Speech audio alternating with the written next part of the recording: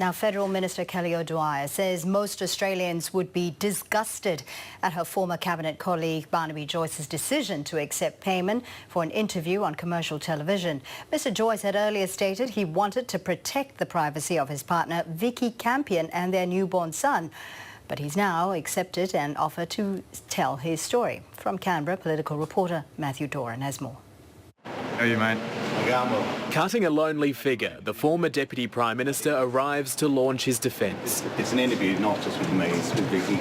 4 months ago, Mr Joyce was keen to avoid putting his new family in the spotlight. What I want to do is make sure that private matters remain private. Now he says his hand's been forced. We tried for privacy.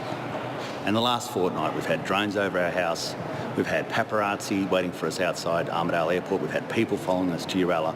We tried just burning this out and that didn't work. Most of Barnaby Joyce's Nationals colleagues are, publicly at least, tempering their assessments. At the end of the day, that was a decision that Barnaby and Vicky made. Barnaby's situation, I think, is quite complex, and I don't want to be talking too much about my colleagues' private lives. But one Liberal frontbencher has decided to be a bit more forthcoming. Ultimately, it's a matter for him and his judgment. I personally wouldn't do it. I don't think it's right, and I think most Australians are pretty disgusted by it. The tell-all interview with the former Deputy Prime Minister is due to air on a commercial television network this weekend.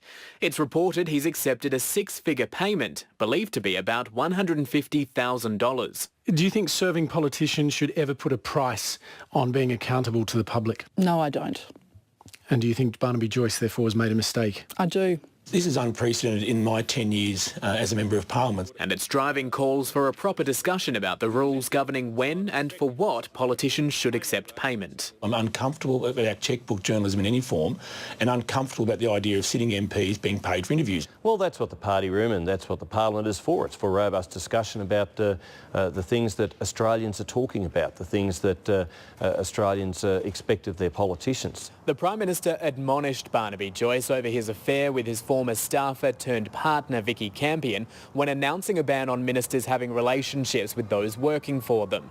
But this morning on radio in Tasmania, Malcolm Turnbull was a bit more restrained, saying there's little doubt he'll have the opportunity to discuss the matter with Barnaby Joyce privately, but reinforcing the fact that the money paid will have to be declared. Matthew Doran, ABC News, Canberra.